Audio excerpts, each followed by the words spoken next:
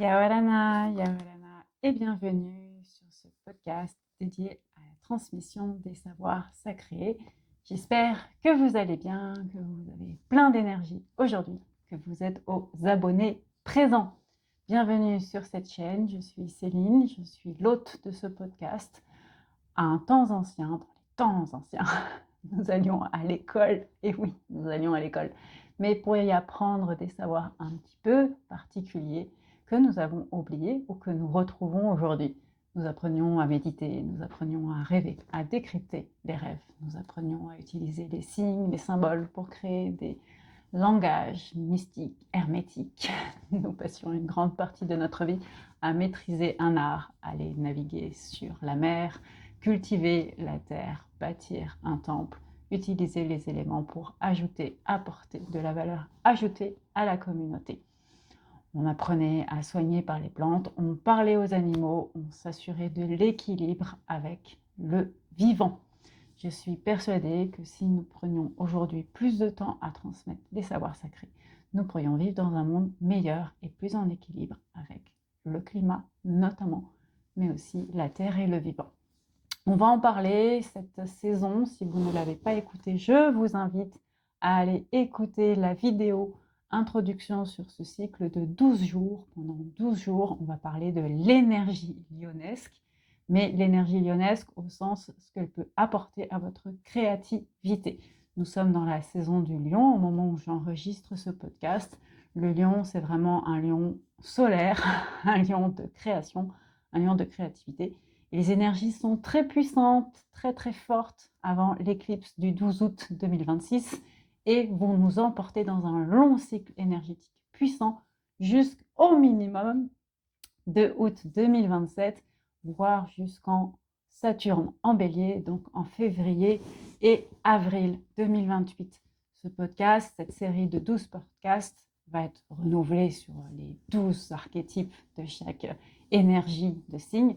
Mais on commence par le lion, parce que c'est quand même une manière, je vais y arriver, de parler de la création, de parler de notre soleil. Et aujourd'hui, on commence par le Gémeaux. Et oui, c'est bizarre. Allez, je vais expliquer en quelques mots pourquoi j'ai pris le Gémeaux après avoir commencé en premier par le Lion, bien sûr.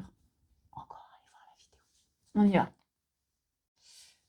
Alors, pourquoi j'ai commencé par le Gémeaux après avoir fait le Lion? C'est vraiment une intuition. C'est le fruit de mon intuition qui me dit tu continues par le Gémeaux. J'ai médité ce matin et je me suis dit en fait, je me positionne comme le soleil. Et le soleil, dans notre système solaire, qui le voit en premier? Il voit Mercure. Et Mercure, c'est la planète qui gouverne le Gémeaux. Mais elle gouverne également la Vierge. Et je trouvais que c'était plus intéressant de commencer par le Gémeaux que par la Vierge, déjà parce que le Gémeaux va nous permettre de parler de l'ombre du soleil, dont j'ai parlé dans la vidéo sur le lion, mais aussi de l'aspect messager et va nous permettre d'être vraiment dans la tendance actuelle, puisque le Gémeaux, c'est le signe de la communication et c'est un petit peu embodiment, comme on dit en anglais, l'incarnation des réseaux, de la sociabilité, de la connexion par Internet, du double, donc du jumeau, Gemini. Et ça a été confirmé, comme on dit toujours, par un signe, donc un complément de signification que m'ont apporté les énergies invisibles. J'ai appris avant-hier, en commençant à en préparer tout ce cycle de transmission, qu'il y avait une nouvelle IA qui s'appelait Artemis. Et Artemis, c'est la jumelle de Apollon. Donc on continue dans ce monde de destruction de notre modernité par le robot à utiliser les noms sacrés. Allez, maintenant que ça s'est posé, notez aussi que je prends maintenant l'habitude de me changer, de porter un habit qui ressemble au moine, même si l'habit ne fait pas le moine, mais comme on dit toujours, un de mes premiers enseignements en communication, c'est il y contribue fortement. Je vois, pour moi, franchement, un Gémeaux hors énergie lionesque de création. Je le vois plutôt comme quelqu'un qui s'habille dans du bleu, mais un bleu léger, vous savez, un bleu un peu pastel. Pour moi, c'est un signe masculin, donc je verrais un homme avec une une jolie chemise bleue assez discrète, pas ce bleu turquoise Bora Bora par exemple, qui est magnifique, mais qui inonde de lumière. On serait sur un bleu voilà, un peu plus discret et tout. J'ai pas vraiment de choses dans le bleu, dans ces couleurs-là, et je me suis dit, tiens, je le verrais finalement aussi comme quelque chose d'assez pur, cette communication du Gémeaux, parce que oui, le Gémeaux a quelque chose d'assez pur en lui, dans son énergie. Et j'avais envie d'avoir quelque chose qui fasse miroir. Donc finalement, le col en V, c'est pas mal. Allez, on y va. C'est dit, c'est check. Commençons par la base, qui est le Gémeaux.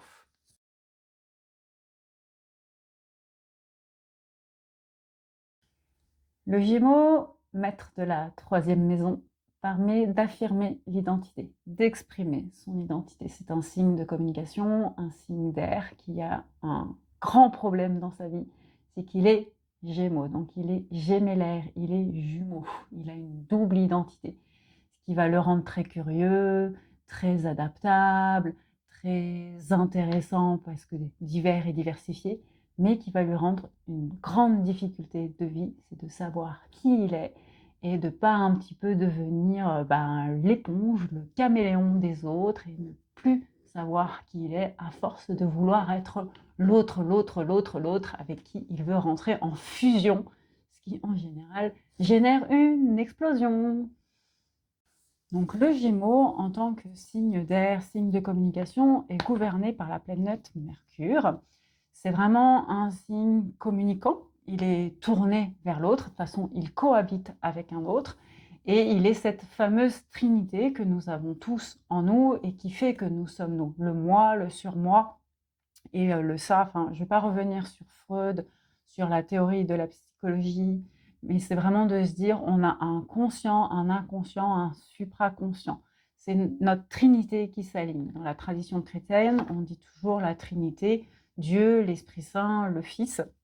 Mais c'est la manière en fait de parler de nos trois états d'identité. Et en fait, le Gémeaux, c'est le premier signe du zodiaque à avoir ces trois états en lui qui sont alignés. Et c'est pour ça qu'il va détenir en fait l'élément air. C'est pour pouvoir dire, j'ai appris les premiers éléments feu, qui, on va dire, ouais, il sera un petit peu le conscient, hein, le bélier, même s'il a du mal à s'incarner, puisque c'est la blessure du bélier, il va avoir la conscience qu'il est là. Le taureau, il est tellement dans la terre qu'il serait quasiment dans le collectif. Mais pareil, c'est quand même un signe qui va avoir la conscience et qui va avoir cet aspect terre, donc cet aspect très ancré, très en lui, qui va lui permettre d'aller dans l'incarnation, mais qui va aller rechercher ce que c'est sur Terre. Qu'est-ce que c'est être sur Terre? Le Gémeaux, il ne se pose plus ces questions. Il dit, je vais essayer de le communiquer, de parler, parce qu'en fait, je sais que je suis là. Il correspond dans l'âge d'évolution à l'âge de 18 mois. Alors, ça va dépendre là encore de l'enfant, ça va dépendre bien sûr des placements, parce qu'on peut avoir des Gémeaux précoces. Et donc, si vous avez par exemple des placements qui vous poussent à prendre des responsabilités ou tout simplement une ligne de vie et une naissance, donc pareil, j'ai fait une vidéo sur la naissance, je vous invite à l'écouter pour comprendre un petit peu, parce qu'il pourrait, dans les éléments de votre naissance que l'on voit sur votre thème astral, mais aussi ce que va vous raconter votre corps, vous allez pouvoir mieux déterminer si effectivement vous êtes ce qu'on appelle un Gémeaux précoce, et donc avoir une capacité à intellectualiser très vite, mais du coup à apprendre à faire entre guillemets aussi éponge des émotions des autres, des blessures d'âme de votre famille. Donc vous pouvez avoir tendance un petit peu à prendre les blessures des autres, mais pas à la manière d'un cancer, parce que le cancer, ça va être votre prochain âge, ça va être vraiment être à la manière d'un Gémeaux, donc avec cette notion de vouloir parler ou au contraire ne pas parler. Donc l'incapacité à parler parfois, parce que vous avez vu des trucs, ressenti des trucs, en gros, de manière précoce. Donc ça va être un facteur de blessure, mais aussi un facteur de votre identité en tant que Gémeaux. Et maintenant, si on revient, on va dire, sur un Gémeaux avec une ligne normale, il nous raconte l'histoire donc de l'enfant de 15-18 mois, donc quand la fontanelle se termine de se solidifier, et donc on quitte l'âge du taureau, l'âge où on a compris qu'on est incarné, et on commence en fait son chemin vers l'acquisition de son identité qui va se terminer, entre guillemets, se terminer avec la Vierge, donc vers nos 10 ans, 15 ans. Et en fait, ce qui est intéressant, c'est qu'entre nos 18 mois, donc ça va être à peu près jusqu'à nos 3 ans et demi, donc ça va être un cycle aussi saturnien complet et un premier nouveau cycle saturnien, donc aussi de comprendre les limitations que l'on a, mais aussi le besoin de rigueur et de discipline que l'on a et notre rapport au corps, parce que Saturne, il va nous expliquer quand même tout ça. Et ce qui est intéressant, c'est de se dire que quand on est, effectivement, on prend l'exemple maintenant de l'enfant terrestre, hein, nous sur Terre, moi là ce que je vous donne, c'est des indications énergétiques. Eh bien, un enfant, en général, entre 1 an et demi et 3 ans, qu'est-ce qu'il apprend? Il a déjà appris à marcher, il apprend vraiment, enfin, il marche seul, donc il s'autonomise dans sa capacité à marcher. Il a commencé normalement aussi à baby-bobonner, hein, voilà. Après, il y a des enfants qui commencent très tôt, qui parlent voilà, très vite, mais d'autres qui vont parler plus tard. Mais en général, à 3 ans, ça y est, le langage est à peu près acquis. Donc, c'est aussi l'acquisition de la capacité à parler, ce qui va être donc spécifique aux Gémeaux. Donc, c'est important, par exemple, si vous voulez comprendre aussi l'énergie solaire, parce que c'est des moments où on ne se souvient pas. C'est quand même ces 3 premiers signes, on ne se souvient pas, on n'a pas de mémoire de qui on est. Les premières mémoires, elles arrivent justement avec l'âge symbolique du cancer, entre 3 ans, donc le cancer c'est 3 ans et demi, 4 ans, 5 ans et demi, jusqu'à peu près 7 ans. Là encore, ça va dépendre hein, de notre cycle d'expression et de notre cheminement à la fois terrestre et astrologique et énergétique.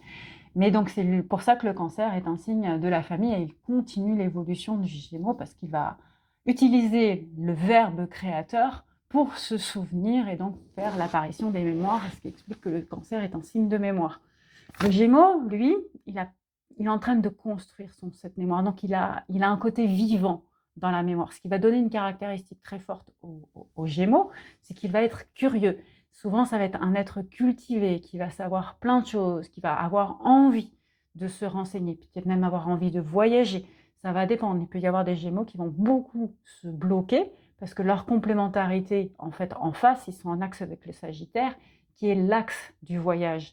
Et donc, soit il va l'exprimer par « ouais, j'ai envie de voyager », soit au contraire, il va vouloir rester et va plutôt vouloir faire un voyage intérieur qui peut alors à la fois le libérer parce qu'il va apprendre à se connaître et justement remplir cette fonction gémellaire de savoir qui il est, parce que c'est quand même de ses grandes missions aux Gémeaux, ou au contraire de s'auto-étouffer, de se scléroser et de se bloquer dans son évolution, ce qui est le risque en fait souvent quand on est dans cette expérience du Gémeaux. Le Gémeaux, il va pouvoir dépasser cette possibilité-là, notamment en diversifiant ses expériences. On dit souvent d'un Gémeaux qu'il est les multitâches, les Gémeaux en fonction de leur placement, mais quand on a une énergie, surtout par exemple sur la carrière, où on a beaucoup de placements Gémeaux sur par exemple la maison 10 ou le placement en Capricorne, donc le miroir avec le Capricorne, ou ce que l'on a en placement en maison 3, on peut avoir plusieurs boulots. Mais pas forcément parce qu'on en a besoin en sens d'argent, ça peut être ça, mais là, c'est du coup les placements Saturne, Jupiter qui peuvent expliquer ça.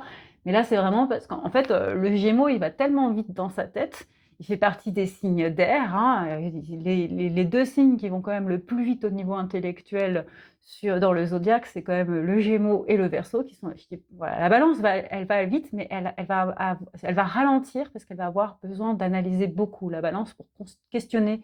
Elle va être ce philosophe qui, elle, ralentit. Alors que le Verseau, comme il connaît tous les temps, il y va à tous les temps. Et le Gémeaux, c'est l'incarné, c'est l'être humain incarné qui se pose plein de questions, qui est curieux. Et ça va lui donner donc des grands défauts aussi, hein, parce que là, je trouve qu'il y a quand même pas mal de qualités. Alors bien sûr, ce que j'ai dit, c'est se renfermer sur lui-même, donc avoir cette capacité à s'autodétruire en tant que Gémeaux, ne pas s'aimer.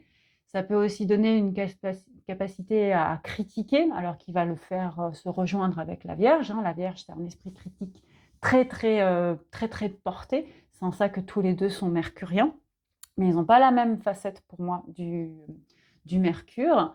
On va en reparler avec Mercure. De toute façon, c'est un signe donc, qui va être très communicant et très parleur, mais du coup, il peut être beau parleur. Donc, il va avoir un côté menteur, manipulateur, qui va bien checker avec le Sagittaire, qui en général est le menteur et le manipulateur du zodiaque, en concubinage parfois avec son Scorpion aussi. Hein. Le Scorpion peut être très manipulateur, mais le Scorpion n'est pas forcément menteur.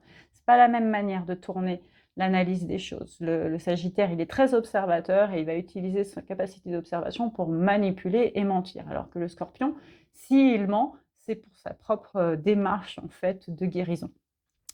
Ah, bah, je ne justifie pas les moyens, on va pas dire, voilà. Il y en a un, ça part un désir de pouvoir sur les autres, et l'autre, c'est un désir de pouvoir sur lui-même et sur le fait de vouloir tuer tout le monde, ce qui est sympa. Je parle de Scorpion.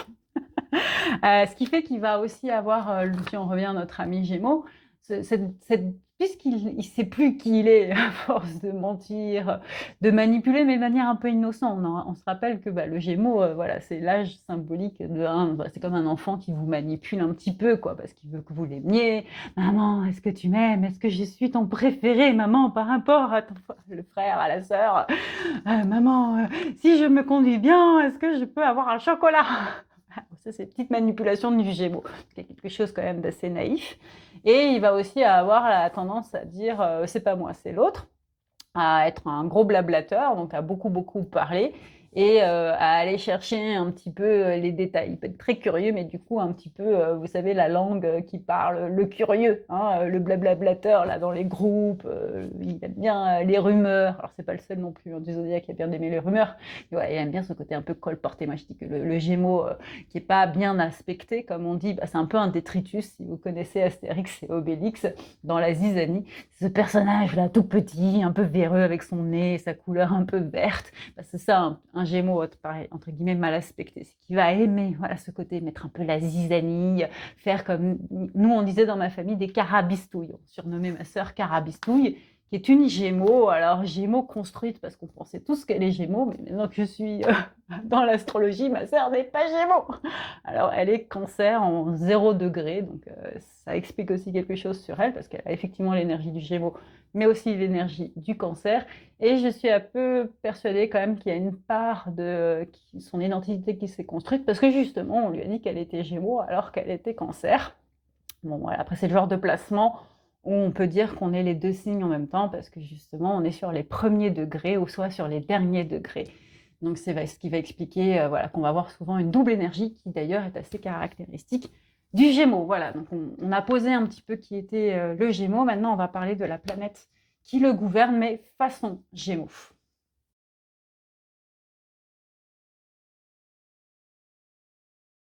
Alors, le Gémeaux est gouverné par Mercure, donc la première planète qui se trouve après le Soleil, ou la première planète la plus proche du Soleil. Parce qu'en fait, on dirait que Soleil, c'est numéro 0, c'est le monde, et Mercure est numéro 1. Et en fait, ce qui est particulier avec Mercure, c'est qu'il gouverne deux signes. Il gouverne le chiffre 3, donc ça c'est intéressant, et il gouverne le chiffre 6. Donc, il est dans la Trinité divine, déjà, Mercure. Ensuite, Mercure, c'est le mercredi, donc c'est le 3e jour dans la semaine, mais en fait, c'est le 4e jour dans le calendrier catholique, donc l'entrée dans le temple. Je dis toujours, le temple, c'est un triangle, et quand on met un 4e pilier, on rentre dans la pyramide. Ça, c'est un enseignement que vous pouvez à la fois retrouver dans ma numérologie sur cercledeprésence.com ou dans mon enseignement de Manuiti, sur le soin du mana, ou encore dans l'oracle du mana, où j'explique vraiment cette notion de c'est quoi la Trinité, et ce qui fait rentrer dans le temple, donc dans l'initiation sacrée. Et donc Mercure, ce dieu alors romain, est un dieu qui nous fait véritablement rentrer dans la matérialisation, l'incarnation de l'énergie solaire. Donc elle est une petite planète, hein, Mercure, elle n'est pas très grande selon nous, hein.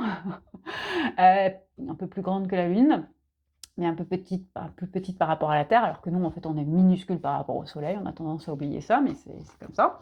Et en fait, on dit donc c'est une planète excentrique, donc il y a un orbite circulaire, elle a un orbite, donc ça veut dire qu'elle a un temps de transit assez régulier, avec bien sûr l'aspect rétrograde. Ça veut dire que ça ne veut pas qu'elle va rétrograder, elle va faire marche arrière, ça veut dire que la course de sa planète, en fait, nous on va avoir l'impression qu'elle ne bouge pas, et alors qu'en fait c'est juste que c'est son orbite qui crée cette impression, et donc elle devient ce fameux Mercure rétrograde, où on dit quand on est en Mercure rétrograde, il vaut mieux hold your tongue. Tourne ta langue 7 fois avant de parler. Donc Mercure nous parle évidemment de beaucoup de communication. Il nous parle de communication, je dirais plus avec son acolyte ou son équivalent. Pour moi, on est des acolytes au lieu des acolytes, mais on n'est pas des alcoolites. Voilà, ni des alcooliques. Allez, c'est bon, ça c'est check. Son acolyte grec qui est Hermès. Alors Hermès, c'est un des préférés, c'est un des chouchous des dieux pour moi. C'est comme Chiron qui est un peu un des chouchous des dieux. Il est aimé pour moi. Zeus l'aime bien, la création l'aime bien. C'est quand même celui qui a des ailes sur ses chaussures. C'est quand même trop cool. Il a la classe, Hermès. Il a aussi un bâton qui s'appelle le bâton de la caducée. Donc, il a des petits serpents autour de son alignement énergétique, ce qui fait qu'il est guérisseur. Alors, pour moi, cet aspect du dieu, de cette énergie mercurienne, elle est beaucoup plus chez la Vierge que chez le Gémeaux, dans le sens guérisseur de l'autre. C'est-à-dire que la Vierge, elle va effectivement être un peu plus appropriée pour, par exemple, des professions médicales ou thérapeutiques. Le Gémeaux, lui, il va utiliser cette énergie de guérison vis-à-vis de lui-même. Parce qu'en fait, ben, il a déjà un gros souci avant que la Vierge n'a pas, c'est savoir qui il est. La Vierge, elle va... En fait, ce qui est intéressant dans les deux signes, c'est qu'ils sont tous les deux quand même un côté biface. On dit toujours du Gémeaux qu'il est donc double, et la Vierge qu'elle peut être Vierge folle, Vierge sage. Donc ce côté, voilà. C'est juste que la Vierge, on y pense moins, parce qu'elle a ce côté plus structuré, plus ordonné, et donc plus... tourné vers les autres dans l'aspect hermétien, messager des dieux, mais aussi guérisseur dans le zodiaque que Mercure, par exemple, dieu romain, qui lui est beaucoup plus argent, argent, argent. Donc c'est vrai que le Gémeaux peut avoir un côté un peu bling bling, hein, notre ami Gémeaux, GG, Jojo. C'est là où il va se retrouver donc avec le thème du jour qui est l'énergie du lion, où ils vont aimer un peu ce qui brille, hein, ces deux-là. Donc voilà, c'est toujours les signes masculins, ils s'entendent bien entre eux, il se passe des relais comme les signes féminins, mais c'est un autre... Comme on n'a pas encore parlé de signes féminins, on va en parler avec la Vierge, super, ça va faire un petit peu d'égalité parce que je fais deux signes masculins d'un coup, donc on fera la Vierge après. Mais c'est vrai qu'ils se passent les relais, ils se passent leurs secrets entre eux. Vous savez, les hommes, ils sont beaucoup plus solidaires que les femmes entre elles.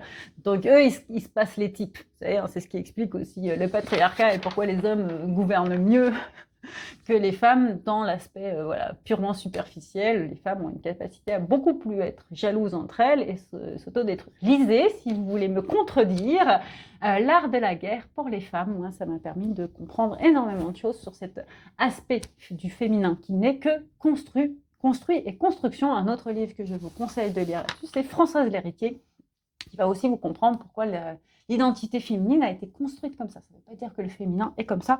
Pas du tout. Le féminin, au contraire, il est très solidaire, très enveloppant, très communautaire. Il est sororité. Donc là, on va retrouver du soutien. Mais c'est pas grave, j'ai un petit peu... je suis un peu partie déjà dans le domaine de la Vierge, mais vous voyez comment l'énergie du Gémeaux influence. On se dilapide avec le Gémeaux. On part un peu dans tous les sens et on parle beaucoup et on négocie. Parce qu'en fait, Mercure, si on revient sur le personnage de Mercure, le dieu romain Mercure, c'est quand même le dieu des marchandises, du commerce, des pequeñetas, de l'argent, des pesitas, des fruits, de l'oseille. Mercure, ça veut dire je reçois ma part, je reçois mon salaire. Donc c'est marrant parce que quand même le Gémeaux, c'est un signe terrien, mais aérien. Parce que voilà, donc je vous rappelle que pour moi, les 4 premiers signes sont les signes les plus terriens de tout la roue astrale. Donc il est là pour venir incarner, pour prendre des choses, pour prendre conscience de ce pourquoi il vient sur Terre avec cet aspect air, avec cet aspect mercurien. Et donc ça va le rendre très marchand de tapis, commerçant, messager. Il va donc aussi porter une certaine chance en lui. Là, ça va être le côté Hermès de l'aspect mercurien du Gémeaux. Donc, on peut aussi prendre en compte que le Gémeaux va avoir un côté assez chanceux. Et là encore, ça va le relier à Jupiter. Donc Zeus, le roi, entre guillemets, de la mythologie, le dieu de la mythologie, mais je dirais aussi avec le côté solaire, donc le dieu soleil et le dieu de notre système, le référent de notre système solaire, parce qu'on dit aussi des signes du lion qui vont avoir une certaine capacité à être chanceux. Alors bien sûr, le plus chanceux du zodiaque, c'est le Sagittaire, mais on en reviendra. Alors là encore, ce qui est important de comprendre, c'est d'où vient Mercure. Mercure, ou Hermès plutôt, parce que moi je préfère parler de la mythologie grecque que la mythologie romaine, je la connais mieux. Zeus et Maïa. Maïa, c'est l'aînée, on dit que c'est l'aînée, hein, alors surtout si vous avez lu les Pléiades de Lucinda Riley. Mais Séléné, c'est la première des Pléiades. Et en fait, les Pléiades, ça coupe le ciel en deux. Donc, c'est que éviter ce que je vous ai expliqué sur le rapport au temps dans l'aspect énergétique lionesque. Et donc, ce qui va nous expliquer que le Gémeaux, en tant que Mercure et en tant que receveur de cette énergie de création du lion, lui aussi va bien comprendre le tempo de la création, le tempo de l'artiste. C'est quelqu'un qui va être quand même plutôt au diapason de quand est-ce qu'il faut créer, de quand est-ce que les dieux vont m'amener des messages d'inspiration. Donc sur l'aspect thérapeutique, énergétique que le Gémeaux peut nous donner pour être dans cette énergie de création, cette énergie solaire de la création, il va lui aussi avoir cette intuition du temps. Et il va avoir par contre une capacité que le lion n'a pas, c'est qu'il va être capable de la mettre en mots, mais surtout en ligne de mémoire. L'autre dieu qui est associé en fait aux Gémeaux, qui est on va dire un des collègues, un des équivalents de Mercure ou de Hermès, c'est Thoth.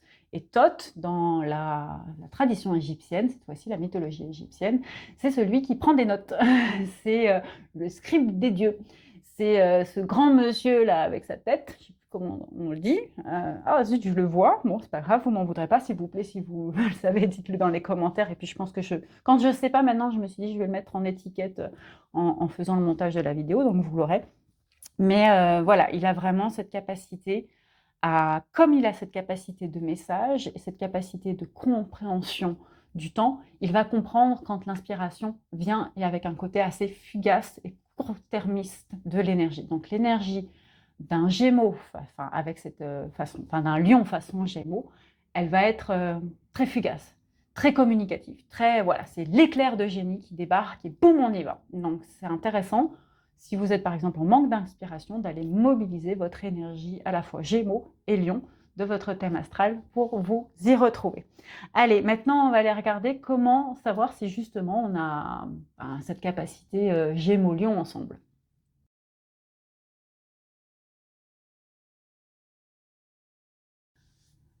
On revient maintenant sur comment déterminer que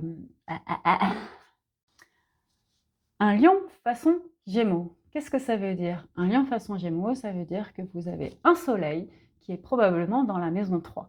Vous êtes né sous le signe du lion, mais au moment où vous êtes né, le soleil se trouvait dans la constellation dont le propriétaire, le seigneur, the Lord, était Gémeaux. Cela va vous donner une capacité à canaliser votre créativité à la façon d'un Gémeaux, donc vers de la communication, vers de l'écriture, mais aussi vers l'autre, le lien à l'autre.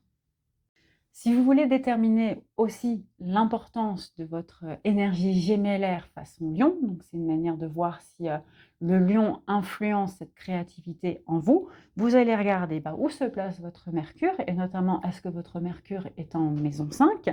Vous allez regarder, donc si vous avez en général un lion en maison 3, ça veut dire que vous êtes ascendant Gémeaux, ce qui peut renforcer un retour d'inspiration, notamment à ce fameux passage de l'ascendant qui s'impose un petit peu dans notre vie par rapport à notre message solaire vers nos 40, 45 ans, 50 ans.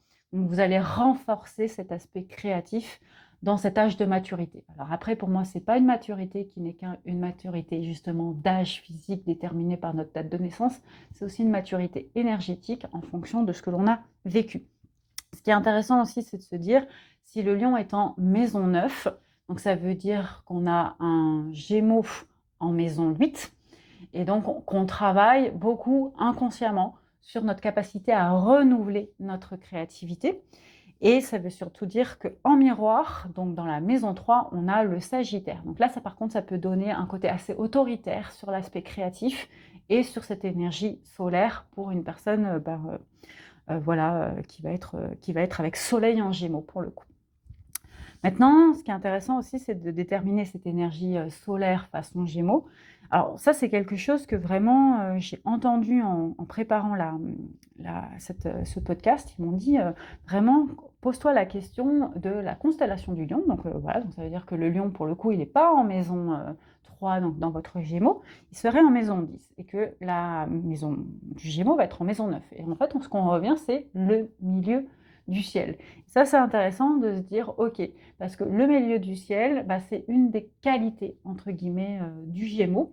Le Gémeaux, il a une grande capacité en fait à nous orienter sur notre sagesse. Je reviens sur le fait que le Gémeaux, il est là pour nous apprendre qui on est, notre identité.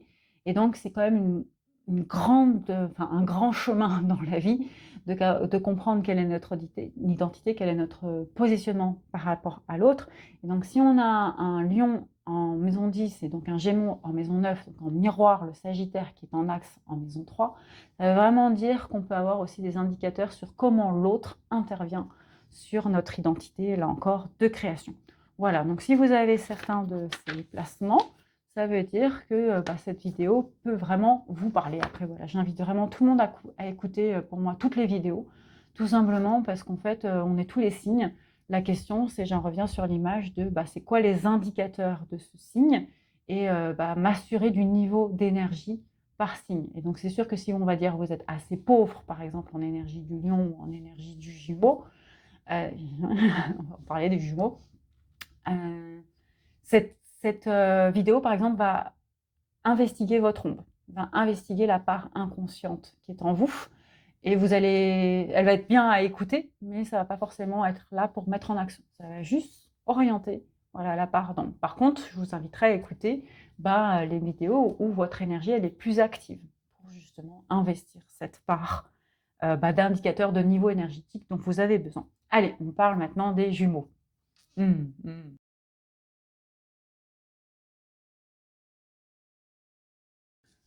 Le Gémeaux, le signe du jumeau, ça s'entend, c'est à une phrase près.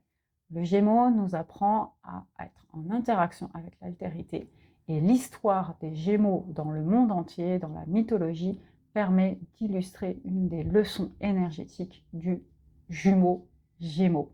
Le Gémeaux, c'est des histoires souvent de fusion, c'est des histoires souvent d'assassinat, c'est des histoires d'identité qui ont besoin de tuer, de voler, de prendre quelqu'un pour pouvoir devenir soi-même. Beaucoup d'histoires de jumeaux animent la mythologie et même les textes religieux. On a par exemple Abel et Caïn dans la Bible et la Genèse. Donc je vous rappelle que les deux frères font une offrande à Dieu, que Dieu préfère l'offrande de Abel. Ça met Caïn hyper en colère. Je ne sais pas dire Caïn. Caïn tue son frère. Boum, ça meurt. Et en fait, c'est l'idée de je tue une part de ce que Dieu me donne en don. Donc c'est le complexe de je suis trop doué. Et je vais tuer la part de mon don, la part de mon talent, la part de bénédiction par effet de colère. Parce qu'en fait, être doué, ça me met en colère. Alors sur le message biblique, pour moi, c'est vraiment la notion de la fusion et du préféré de Dieu, qui est le préféré de Dieu.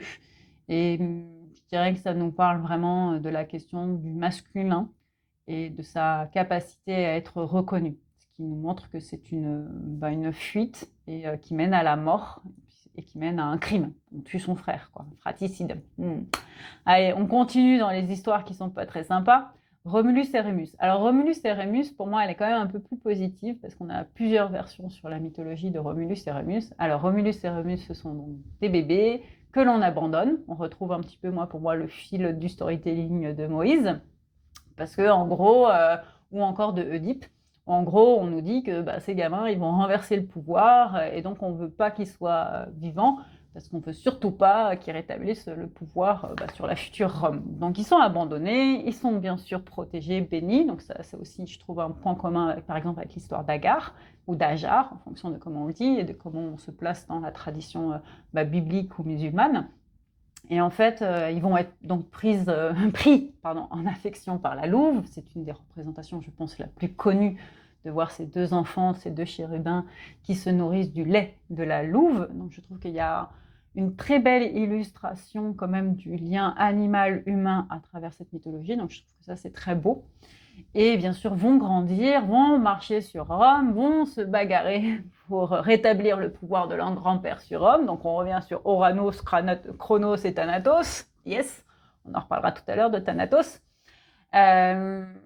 Ce qui se passe, c'est là où les versions divergent, c'est que tous les deux viennent au pouvoir et en fait, Rémus meurt dans une des bagarres, ou une autre, c'est que il gagne, et Romulus tue son frère parce qu'en fait il veut le pouvoir.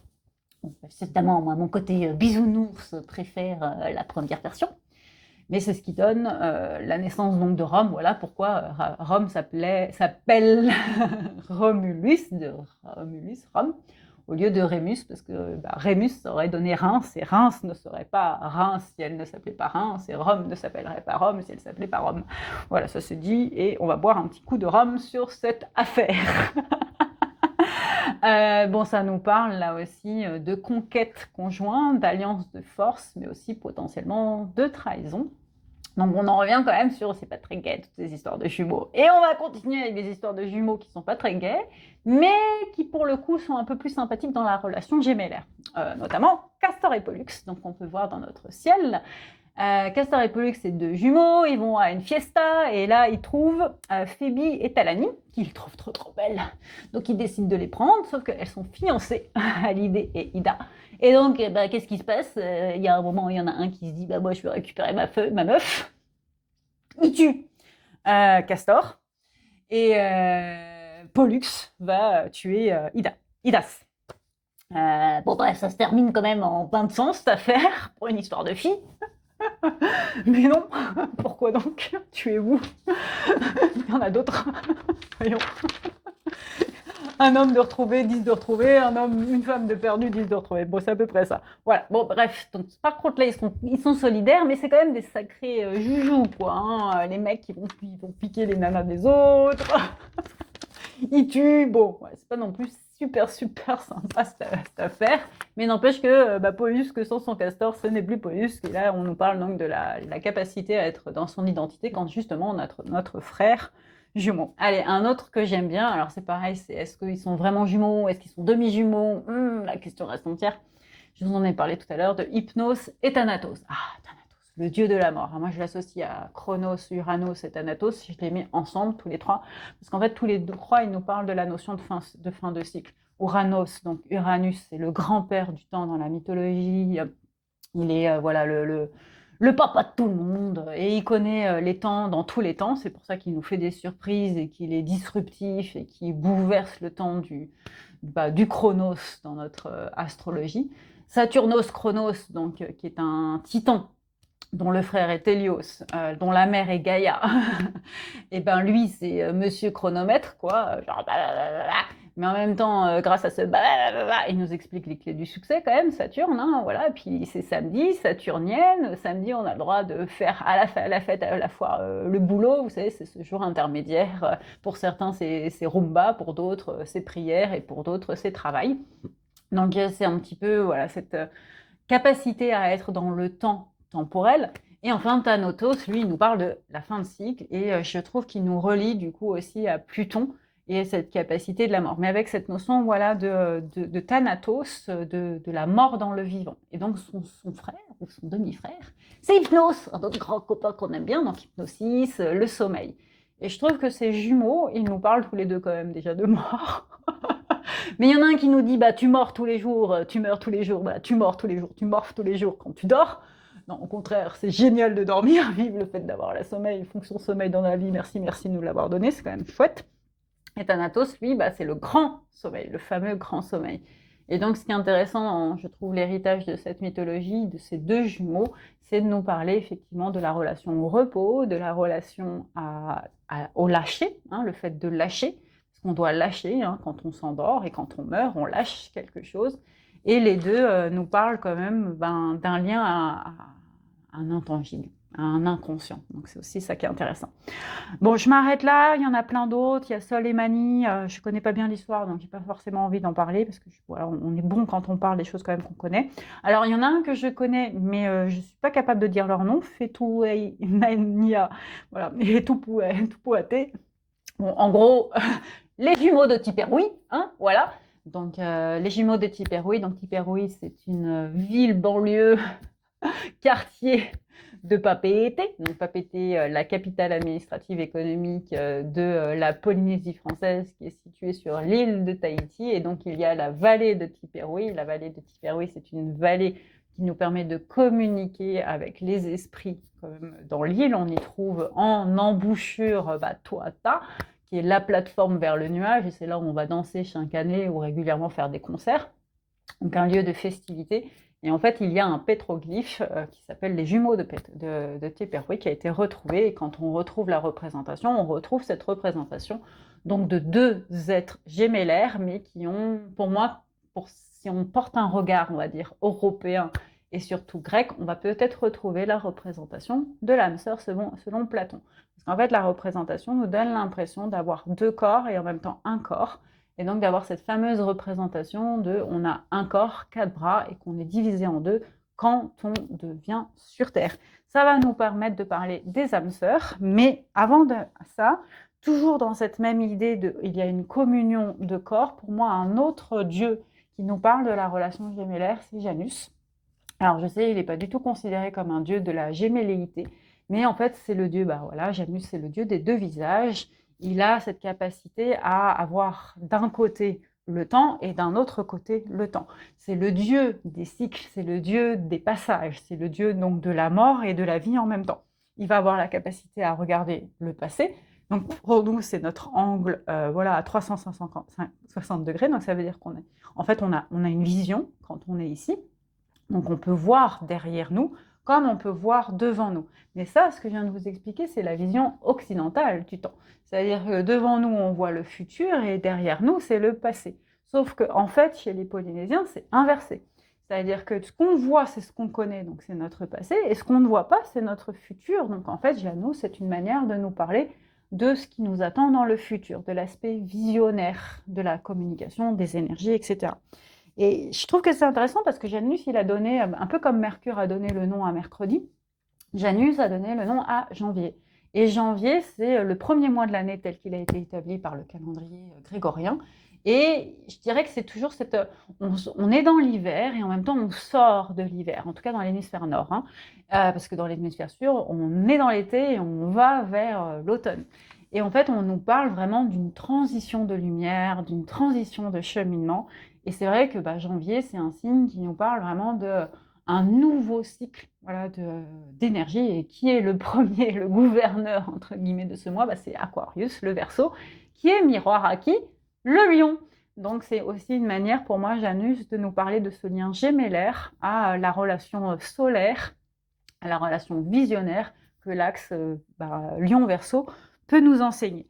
Moi, je trouve que c'est aussi la manière de voir cette notion d'une double face d'une pièce. Vous savez, quand on tire le hasard, on sait qu'il y a deux solutions. Est-ce qu'on est dans le passé? Est-ce qu'on est dans le futur? La tranche de la pièce. Moi, ça me fait penser à un film que j'aime beaucoup qui s'appelle Monsieur Smith va au Sénat, où on voit le monsieur qui n'arrive pas à prendre une décision, il lance la pièce et la pièce tombe vraiment sur le coin, elle ne tombe pas ni d'un côté ni de l'autre, et là il voit un journal et en fait il a la solution qui lui apparaît, puisque c'est comme ça qu'il prend la décision de nommer J.B. Smith dans le sénateur. Là aussi je vous invite à regarder ce film, il est juste excellent. Allez, maintenant on va parler du jumeau et d'un sujet hyper délicat qui est l'âme sœur.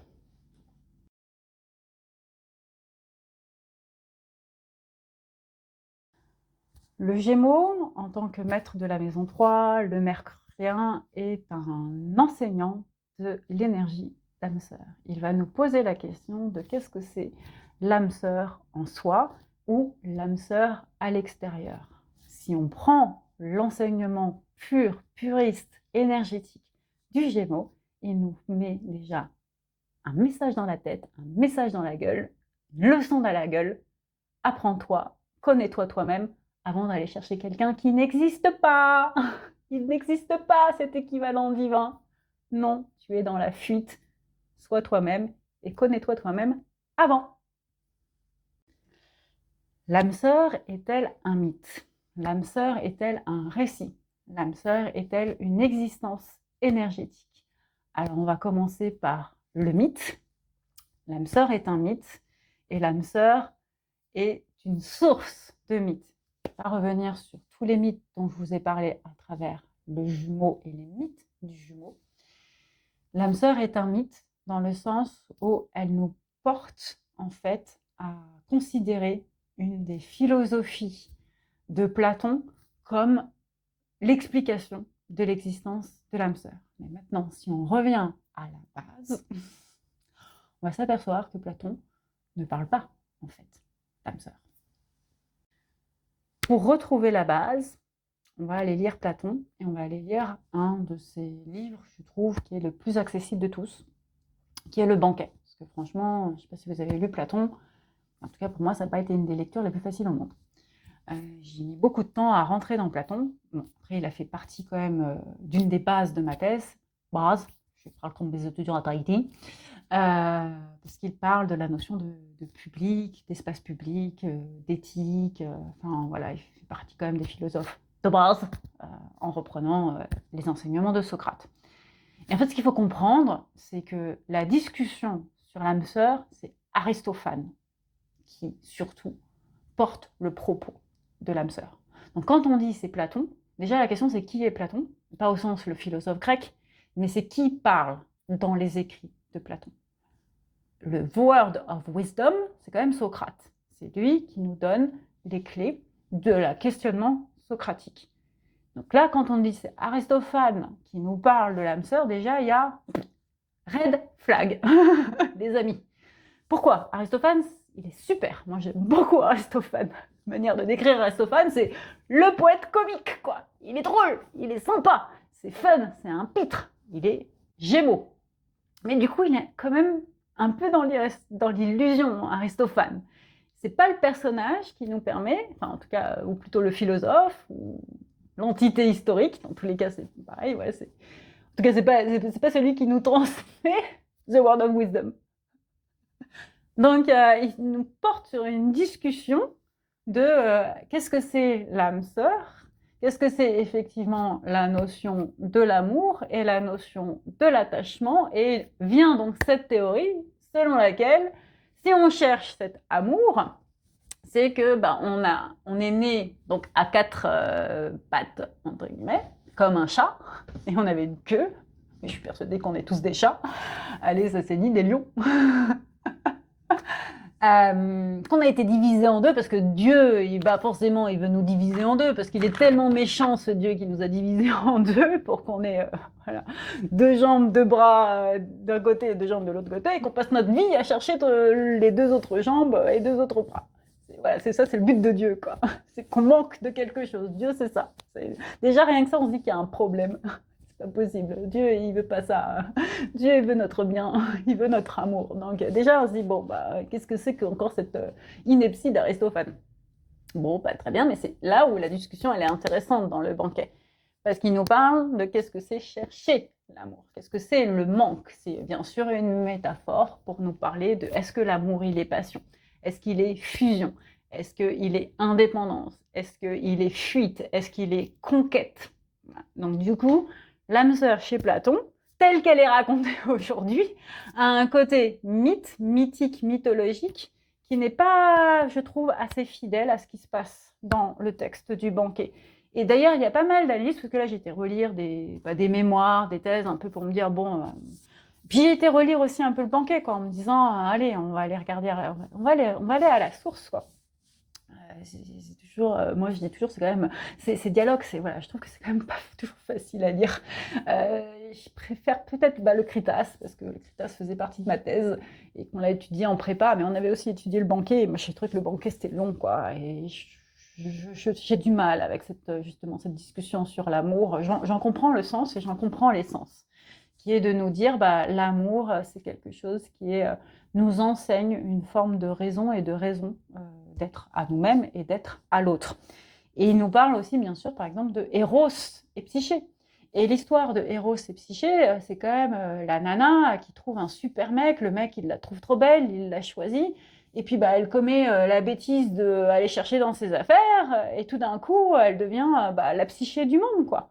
Donc la question de c'est quoi notre esprit, notre rapport à la volonté d'esprit. Alors elle va être pardonnée parce que Eros l'aime tellement, mais après voilà, c'est parce que peut-être que Eros est Eros, on en revient sur c'est quoi l'Eros, le désir, le plaisir, l'érotique. Et la psyché, l'esprit, ouais, bon, je résume, et là encore, ce n'est que mon point de vue, parce que c'est bien plus dense que ça.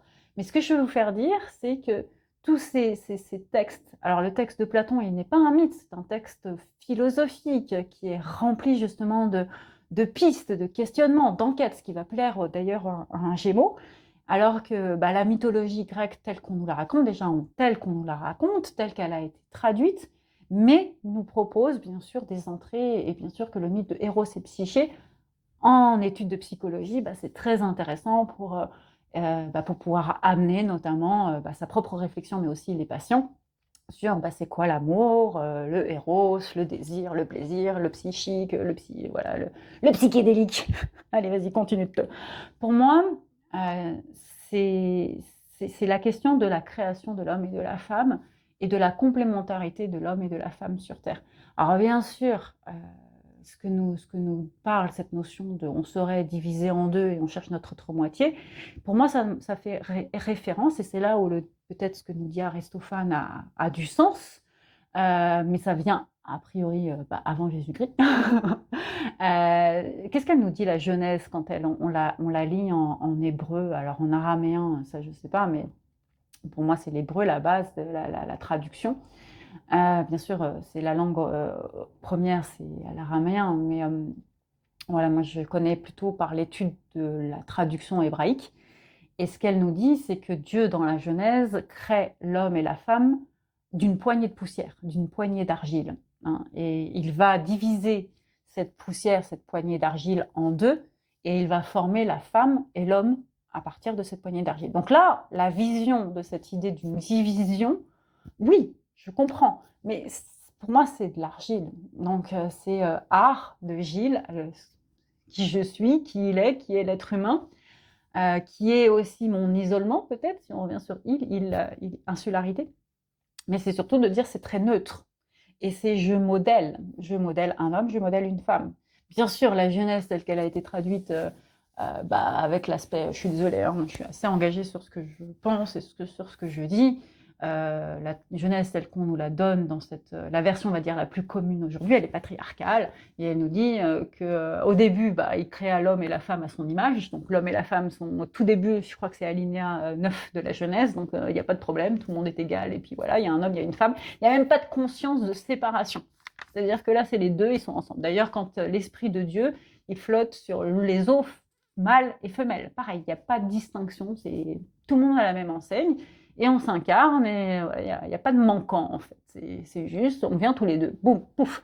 Et en fait, plus tard dans la Genèse, donc version pour moi patriarcale, Adam tire Ève de sa côte, yeah, super, il ne peut pas respirer sans sa femme, donc déjà, bonjour la situation pour le mec qui ne peut pas respirer sans sa femme, ce qui est vrai en l'occurrence, hein, beaucoup d'hommes sont incapables de se relever si la nana se barre, ils ont une moins grande capacité de résilience que le féminin, et c'est comme ça, il faut bien qu'il y ait une inégalité de comportement et de sexe là-dessus, puisqu'il y a d'autres qualités chez l'homme que la femme n'a pas.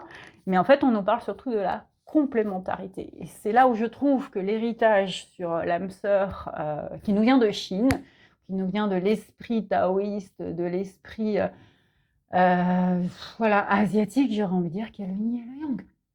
Le yin et le yang ne peuvent pas exister l'un sans l'autre. Et tout le monde me dit, ouais, mais tu sais, le yin et le yang, si tu l'agites, ça devient blanc. Donc si le blanc c'est le yang, et que le yin c'est en plus le yin c'est noir, donc tu vois, on retrouve l'idée de la femme c'est l'ombre, c'est le noir, c'est toxique, c'est ce qu'on voit pas, c'est le secret, blablabla. Et puis de toute façon, ouais, non mais le blanc c'est la couleur de la pureté, c'est la couleur de la fractale qui fait tout passer, il n'y a pas d'histoire de blanc, de noir, de machin, c'est juste comme ça. Voilà, le blanc, il fait tout traverser, donc c'est pas une question de le blanc qui représenterait le yang est supérieur au yin. Non, c'est juste, on revient sur l'énergie de création qui est symbolisée par le blanc et par le fait de laisser passer la lumière. C'est tout. Mais de toute façon, il n'y a pas de blanc, il n'y a pas de noir, il n'y a pas de yin et il n'y a pas de yang. Voilà, c'est dit. Donc, on nous enseigne la complémentarité. Et le jumeau est là pour nous parler de complémentarité. Et c'est une manière surtout de comprendre notre complémentarité de création, si on revient sur le thème du jour. Allez, je vais faire une vidéo séparée là-dessus, parce que c'est important d'en parler pour le jumeau et pour le gémeaux.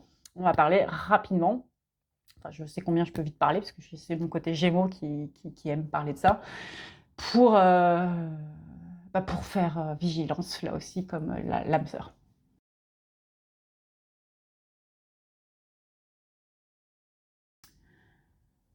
De quoi vais-je parler? Je ne l'ai pas annoncé, c'est trop mignon.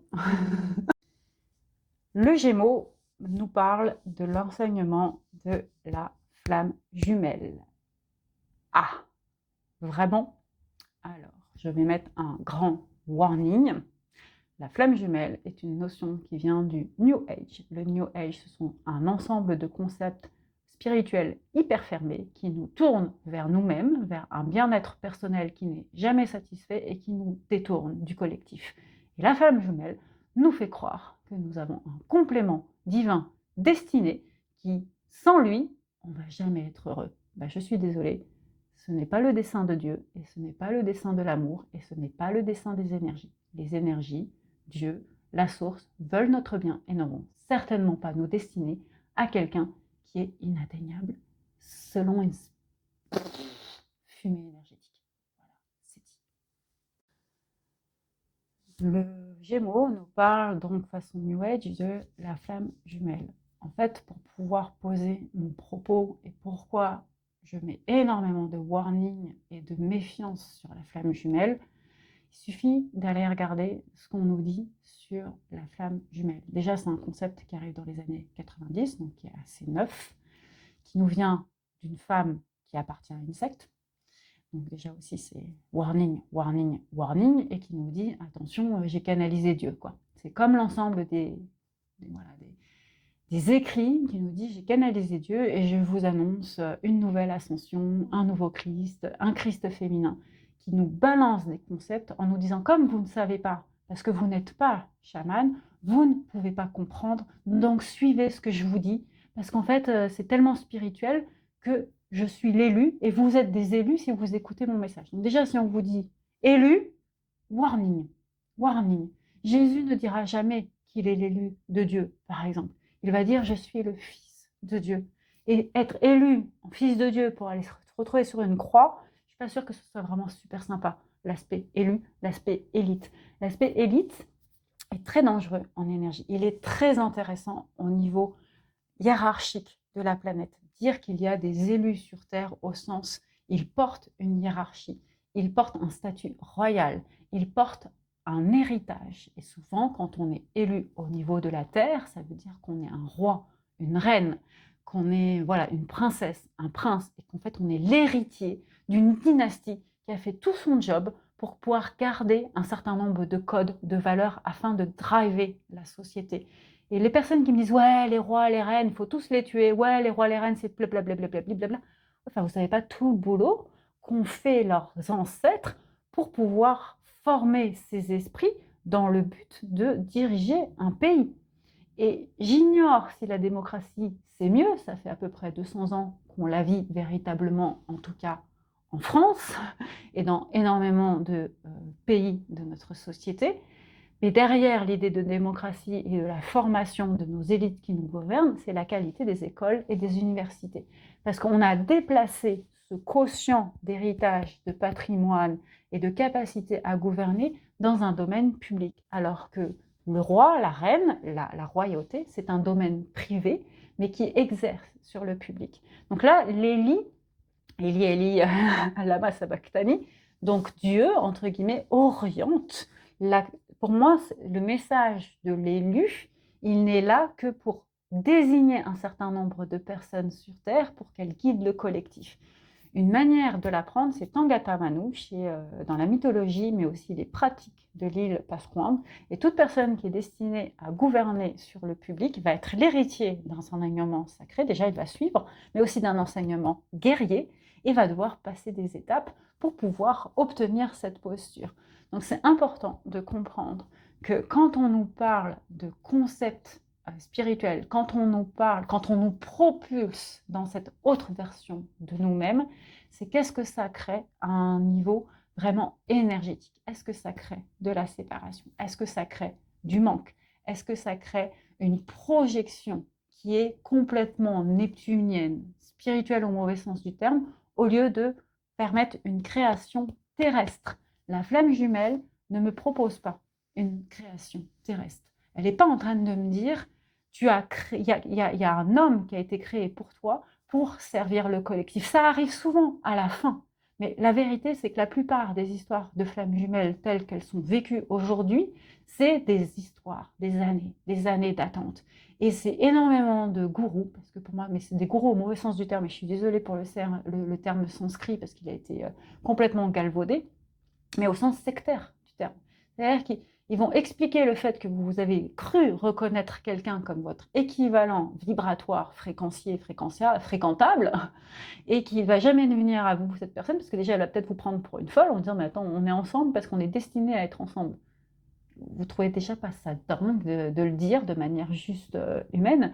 En fait, l'amour, ça se décide à deux, et Dieu vient bénir votre union, ou la source vient bénir votre union, ou l'amour vient bénir votre union. Ça veut dire que vous bâtissez votre histoire d'amour, et si effectivement vous avez une union qui vous élève parce que vous avez une foi en commun, la plupart des couples qui résistent et qui sont des beaux couples et des couples inspirants, sont quand même souvent des couples qui partagent au moins une foi en commun. Et s'ils n'ont pas une foi en commune, parce qu'on peut avoir des couples avec des obédiences religieuses très différentes, c'est souvent la foi, les mêmes valeurs. De toute façon, le fait qu'ils soient croyants tous les deux, même si ce n'est pas la même religion, va les amener à être un couple très sain.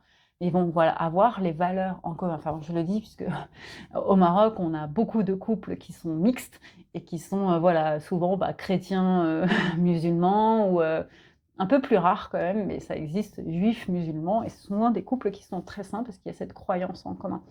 Donc c'est vraiment important de se dire que la FJ, elle me pose une question fondamentale sur mon rapport à la foi et sur mon rapport à comment je me positionne dans la manière de concevoir la foi. Et ce qui me dérange profondément dans la FJ, dans le New Age, c'est qu'elle nous propose un savoir qui n'est pas tangible. Il n'est que, et je le dis en étant astrologue, médium, chaman, le tangible et l'intangible, c'est essentiel dans la pratique des savoirs sacrés. C'est-à-dire que oui, il y a quelque chose d'intangible dans notre société, mais ça nous dépasse et surtout ça nous veut du bien. Donc quand on me dit d'une histoire qu'elle est destinée, mais qu'elle va nous faire souffrir, qu'il va y avoir des processus de fuite, chasse, de conquête, qu'il va y avoir des processus de séparation, qu'il va y avoir de l'intenabilité dans la fusion, c'est-à-dire qu'on ne va pas être capable d'être ensemble parce qu'on a trop de trauma en nous, et qu'en fait l'autre vient pour nous guérir, ou qu'on va utiliser cette énergie pour nous guérir.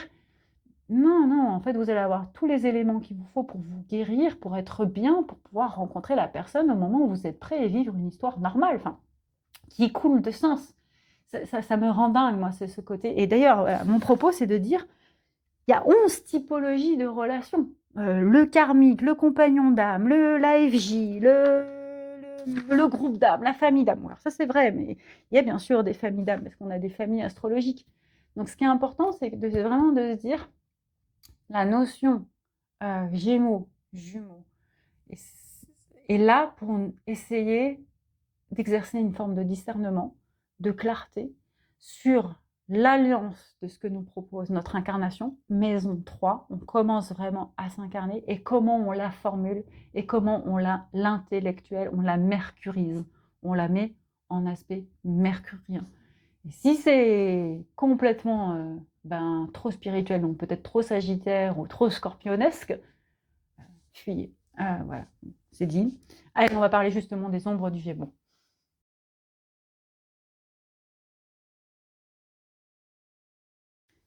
Quelles sont les ombres d'un Gémeaux, d'une énergie en Gémeaux?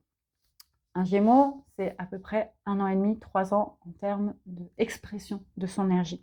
Donc il va souvent avoir des traumas de langage, des traumas de communication, des traumas d'avancement, des blocages qui vont l'empêcher d'avancer parce qu'il a souvent la blessure de l'abandon, du rejet, mais aussi de la trahison à soi-même ou de la trahison d'un autre, ce qui va le rendre très vite instable, curieux, mais curieux au sens aller chercher quelque chose qui va le déséquilibrer pour s'empêcher de satisfaire sa curiosité. Une manière de regarder en placement les blessures d'un Gémeaux, c'est d'aller regarder sa limite.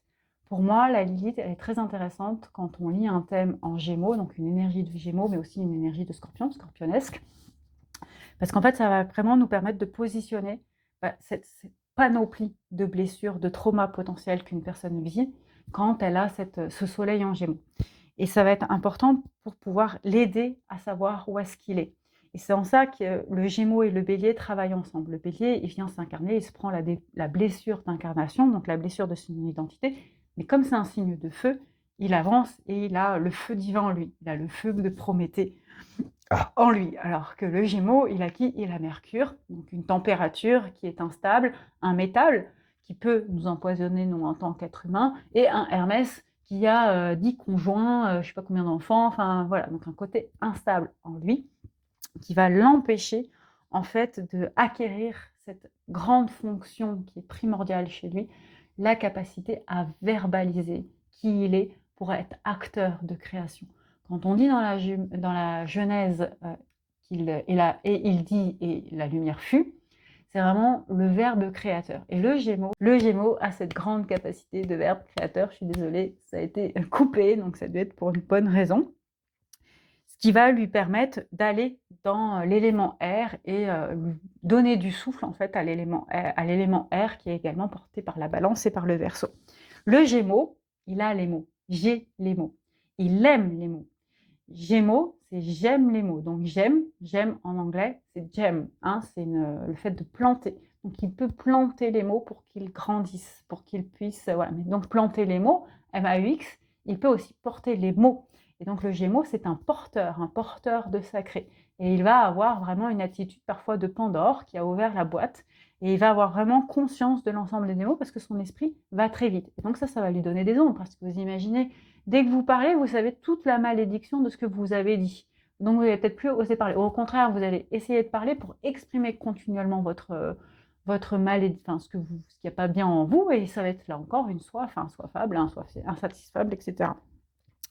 Il est vraiment celui qui, en bien aspecté, celui qui aime les mots et qui va utiliser les mots à son avantage pour en faire une source de création. Allez, maintenant on rentre dans le sujet du sujet. Comment un lion et un gémeaux travaillent ensemble pour votre créativité.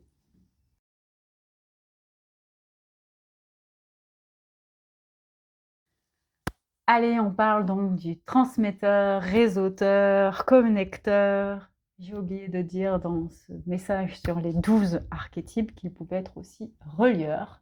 Et il relie les livres.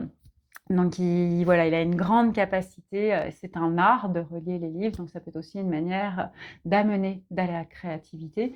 Quand on a par exemple un lion, donc un soleil en lion, mais façon Gémeaux, donc dans la maison 3, je vous encouragerais, par exemple, à vous initier à faire de la reliure de livres. C'est drôle parce que j'ai été acheter un carnet ce matin et il était relié, c'était à la japonaise. Et la jeune femme a passé un petit peu de temps parce qu'il y avait un fil qui s'était un peu enlevé. Elle l'a bien remis pour que mon carnet soit propre. Moi, je n'en demandais pas autant, mais voilà. Donc, c'est intéressant de se dire qu'il peut être un relieur. Ça peut être un excellent orateur, donc notamment une manière aussi d'exercer sa créativité quand on a un lion en maison 3 très fort. C'est d'aller au théâtre, c'est de prendre la parole. C'est vraiment important. Ou quand on a un Mercure aussi en maison 5. Hein. Par contre, la difficulté, mais qui peut être aussi votre atout énergétique, c'est que vous avez une fonction de catharsis. Pour moi, vous savez, dans la mythologie, la tradition grecque, on avait 3 jours de catharsis et on utilisait donc une personne qui était un petit peu le bourreau, le souffre-douleur de tout le monde, cette fonction catharsis, le scapegoat, comme on dit en anglais, pour exorciser les passions. Donc c'est sûr qu'en termes énergétiques, le Gémeaux peut avoir une très grande capacité d'exorcisme. Et notamment, un lion en Gémeaux peut aussi avoir une grande capacité donc, à utiliser les énergies du soleil pour faire sortir les mots et donc faire parler, ce qui va faire que aussi un des airs de créativité d'un soleil en Gémeaux et d'un soleil en lion façon Gémeaux, donc en maison 3, ou avec Mercure en maison 5, ou avec une Lilith avec des correspondances, des conjonctions ou des trigones ou des carrés en Gémeaux, avec une énergie de Gémeaux, ça va donner une grande capacité à être psy et à accompagner la psyché. Alors maintenant, je voulais vous parler, donc, le but, c'est de toujours parler quand même d'un savoir sacré qui nous permet de nous orienter dans notre démarche de spiritualité. Et donc, je trouve que, je vais vous parler, on a été en Australie pour la double énergie solaire. Nous allons cette fois-ci au Japon et je vais vous parler donc du kintsugi. Je trouve que c'est très très beau parce que kintsugi, pour moi, j'entends le roi de celui qui amène l'énergie. Et le kintsugi, si vous ne connaissez pas le mot, vous allez probablement reconnaître, parce que je pense que c'est quelque chose que vous avez déjà vu et dont vous avez déjà entendu parler, c'est la pratique et l'art du bol d'or, de la céramique d'or. Donc c'est cette tradition japonaise qui consiste, lorsqu'un bol a été cassé, à le réparer avec du fil d'or, donc en utilisant l'or pour le réparer et en faire un objet d'art dans l'idée de symboliser que l'on peut faire de quelque chose qui est cassé une œuvre d'art. Donc c'est toute la symbolique de si j'ai été éparpillée, ce qui va être par exemple une caractéristique de l'énergie de Gémeaux, je vais la relier en apprenant petit à petit qui je suis et en mettant cet or alchimique, parce que l'or c'est vraiment la symbolique de l'alchimie dans la tradition énergétique. Et donc je vais réparer blessure par une alchimie profonde de moi-même. Alors maintenant, si on est vraiment dans l'enseignement spirituel du kintsugi, le kintsugi, c'est vraiment l'enseignement de la simplicité. C'est-à-dire que c'est d'accepter que l'art est simple, que l'art est reconstitution, que l'art est rétablissement de cette notion de mémoire qui va être en fait la pulsion vers laquelle va aller l'énergie du Gémeaux. Et en énergie de création, en énergie de lion créatif façon Gémeaux, ça va lui permettre finalement d'apprendre à se réparer, notamment dans cet orgueil qu'il a peut-être pu trop afficher. Et donc, ça va être aussi une manière de célébrer le beau et de célébrer la simplicité de la beauté et célébrer la réparation dans la beauté, par la beauté, avec la beauté. Alors, une des pratiques quand même très simples, si on reste sur une manière, là encore, plus accessible d'utiliser cet art spirituel, ce savoir sacré, sachez qu'en fait, la laque, le liant, une des manières de pratiquer cet art, c'est d'utiliser tout simplement de la farine de blé avec de l'eau. Ça fait, comme on dit, du gluten, de la colle. Quand on mange du gluten, on mange de la colle. Ça fait du collage dans notre estomac. Donc c'est intéressant de se poser aussi la question de quand on mange du gluten, qu'est-ce qu'on répare et qu'est-ce qu'on cherche à recoller dans notre estomac ou quand on ingère tout ça. En tout cas, ça va créer cet aspect collant qui va créer une pâte. Si vous faites de la cuisine, vous savez que la pâte brisée, c'est ça, la pâte brisée, on peut effectivement utiliser de la farine, de l'eau, du sel et avoir une pâte sans beurre. Alors on peut aussi mettre bien sûr un liant très aidant qui est l'œuf, ou pas. On peut faire de la pâte de sel donc, pour les enfants avec un peu de farine, un peu de sel, un peu d'eau. Donc c'est quelque chose d'assez simple, mais qui nous permet de faire de la cuisine. La cuisine, c'est la création des liens. Moi, je dirais que pour l'exercice, pour vous reconnecter, donc l'exercice surtout pour les Manuiti, vous reconnecter à cette part sacrée que peut nous enseigner le kintsugi, ce serait soit si vous avez envie de faire de la cuisine, de faire effectivement une pâte. Alors, si vous avez envie de la manger, parce que le but, c'est pas non plus de tout cacher, parce que la pâte à sel, on est content, mais on sait très bien que ça permet de... Voilà, si on la cuit, ça fait des jolis petits objets pour les enfants, mais voilà. Peut-être faire une pâte à tarte et soit d'en faire un bol, façon kintsugi, soit d'en faire, j'ai envie de dire, des réseaux. Parce que ce que je trouve très fort et ce que je vais mettre moi comme intention d'exercice pour les Manuiti, mais aussi les personnes à qui ça parle, cet exercice, le but de l'exercice, c'est de réveiller à la fois l'énergie de création du lion, d'utiliser l'énergie de création du lion pour réveiller donc votre lion, mais aussi réveiller tout cet aspect gémeaux et cet aspect communication en vous. Donc ça peut être très très bon si vous avez envie de mieux communiquer, mieux utiliser les mots, et puis mieux être dans la curiosité de tout ce qu'on a dit du Gémeaux. Hein. Je ne sais pas combien de minutes ça a fait, mais je pense que c'était assez long. Pour moi, aujourd'hui, on est dans un nouveau paroxysme, un nouveau zénith, mais aussi un paradoxe du Gémeaux. On rentre donc, selon, soi-disant, parce que pour moi, suis pas certaine qu'au niveau astral, ce soit complètement réel. Je pense que c'est une manière qu'on a nous-mêmes de se raconter les astres, et que voilà, je suis pas certaine qu'on soit complètement en harmonie en ce moment avec, avec la procession des astres en ce moment. On est un petit peu en décalage, mais c'est pas grave, on n'est pas censé être forcément toujours au diapason des astres. Justement, ça va nous faire apprendre des choses. Et bon, c'est ce qui explique peut-être aussi les changements diplomatiques. J'adore les changements diplomatiques. La planète Terre, je ne trouve pas très diplomate dans la manière d'apporter des changements en ce moment. Il y a un petit peu le climat qui est tout cassé. Et c'est peut-être nous qui avons tout cassé en tant que diplomate. Oui, les diplomates ont tout cassé. Ah bon, bref. Passons. Ce serait par exemple de faire des réseaux avec votre patte. Et vous savez, de faire voilà, des réseaux façon IA. Parce un des gros paradoxes de notre société actuelle avec Uranus en Gémeaux, et donc cette société en Verseau qui est quand même très en lien avec l'énergie du Gémeaux, je l'ai dit, c'est les deux connectés au temps et au mot, alors que la Balance, elle pondère un peu, elle est au milieu des deux. Elle leur dit, allez, calmez-vous les mecs, quoi. Puis 7 plus 3, ça fait 10, donc je ne sais pas pourquoi on dit ça, très bien, on y va. Comme les enfants et les conjoints de Hermès. Bref, on y va. Il y a trop d'IA. Et pour moi, c'est une résultante de l'énergie qu'on a anticipée, mais qu'on est en décalage, là aussi. C'est-à-dire qu'on l'a fait un peu en avance des astres, mais en retard aussi des astres. L'IA est vraiment arrivée dans le public et le collectif entre 2020 et 2022, donc un moment astrologique important pour notamment l'astrologie chinoise, ont recalibré l'horloge de la Terre et donc l'horloge énergétique. Et là, on arrive donc dans un Gémeaux-Uranus ensemble. Donc on revient sur Mercure-Uranus qui travaillent ensemble.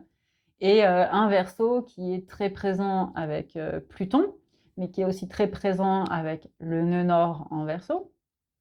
Et un Saturne en Bélier et un Neptune en Bélier qui font travailler en fait son double 1. Et cette énergie donc globale d'un Verseau qui, à mon avis, est déjà là depuis à peu près, pour moi, 2 siècles, mais va vraiment s'expanser dans les 2 prochains siècles. Tout ça pour dire que l'IA catalyse tout ça, catalyse cette projection hybride, mais aussi androgyne et hermaphrodite d'ailleurs, parce que c'est très important le terme de l'hermaphrodite, j'en ai pas trop parlé chez les Gémeaux, donc complètement plastique, mélangé, multitâche du Gémeaux. Et voilà, catalyse énormément de possibilités sur la communication, mais peut-être façon Gémeaux, donc avec un côté ombre qui peut être intéressant à s'interroger. Enfin, Google a appelé son appli à Gemini, quoi. C'est quand même, voilà. Et si l'IA, c'est une version diabolique de notre humanité, c'est intéressant quand on est dans le savoir s'acquérir et qu'on est porteur justement de lumière, porteur de communication, de se dire qu'on va utiliser des choses beaucoup plus simples, beaucoup plus ancrées. Je reviens par exemple comme les FJ et les New Age qui sont partis pour moi dans des trucs beaucoup trop loin et qui nous emmènent dans l'illusion. Le sacré, la pratique sacrée, elle est ancrée. Elle est consistante, elle est cohérente avec la planète Terre. Elle est au service de la planète Terre. Elle ne cherche pas à se mettre en opposition avec la planète Terre et elle ne cherche pas à fuir ou à conquérir la planète Terre. Elle cherche à la compléter. Et donc de faire par exemple une tarte en imitant un robot IA, je ne sais pas ce que ça voulait dire, mais au moment où j'ai dit ça, il était 11-11 sur la vidéo, donc c'est sympa. Il y a un vrai message. Peut-être de dessiner un jumeau dans votre tarte, votre pâte à tarte. Peut-être de faire un bol qui symboliserait toute cette... parce que je sais que pour certains d'entre vous, ça va vraiment parler, qu'est-ce que ça a été d'apprendre la FJ ou l'âme sœur. Et comment ça a pu être blessure après blessure et illusion après illusion. Et voilà, j'ai envie de dire sectorisation de votre esprit, division, séparation de votre esprit au lieu de retrouvailles avec l'union, avec l'amour, avec vous-même. Donc vraiment d'utiliser cette symbolique du bol et de la pâte, entre guillemets, à modeler, pour en créer quelque chose qui va faire un lien. Voilà. Et alors après, vous pouvez bien sûr en faire un don de cette œuvre, Par exemple, l'exercice que j'ai donné sur l'œuvre aborigène pour les Manuiti, bah, on va en faire un don mutuel en fait dans le groupe Manuiti. Chaque personne va en fait donner son œuvre à un autre Manuiti. Là, j'avais plutôt envie, cette fois-ci pour cet exercice, donc les Manuiti, que vous le donniez, alors soit à la terre, donc vous faites une pâte à tarte avec des gâteaux. Ceux qui me connaissent Magdalena, bah, vous savez qu'on peut faire des dons comme ça, des offrandes à la terre, et ça sera mangé par des animaux. Donc peut-être d'aller le mettre dans une forêt, voilà. Soit vous faites un don pendant un dîner. Soit bien sûr, vous en faites par exemple, vous faites une tarte, vous la donnez à votre voisin. Ce serait vraiment de se dire, voilà. Ou soit si vous faites finalement, vous choisissez de vraiment faire un bol. Alors là, ce sera un don énergétique. Vous utilisez ce bol.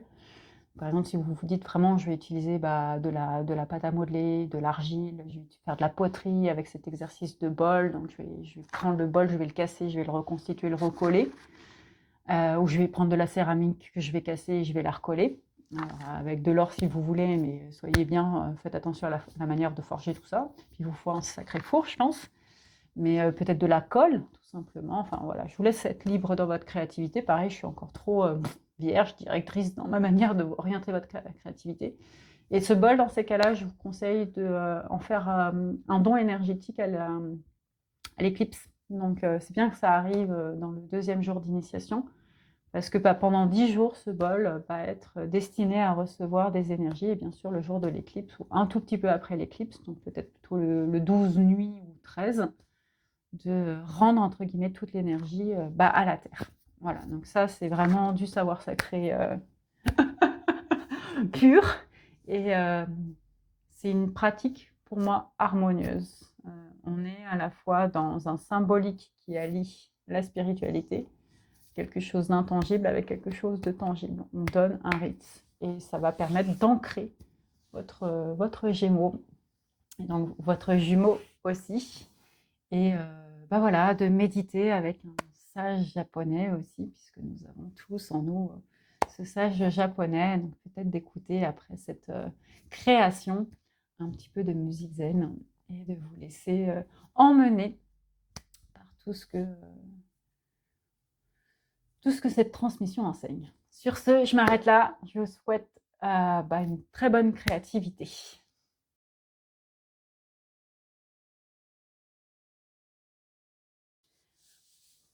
Pour celles et ceux qui sont encore là, je fais donc acte de rituel. Je vous remercie d'écouter vraiment jusqu'au bout.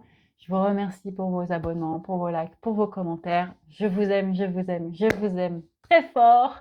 Au moins autant qu'une âme sœur. Au moins autant qu'une flamme jumelle. Comment se décrédibiliser en 2 secondes? Oh ma effigie, oh rage au désespoir, oh secte ennemie. Mon Dieu, ça y est, je suis partie toute seule. Ah mon Dieu, ça sent. Bref. Écoutez. Vous savez, ce serait dans le truc de bref. Bref, j'ai écouté Kourou. Ça ferait un super épisode. Allez, merci de rire, merci d'en rire, et je vous dis à bientôt. Je vous aime et à bientôt. On s'arrête là. On arrête le Gémeaux qui parle trop.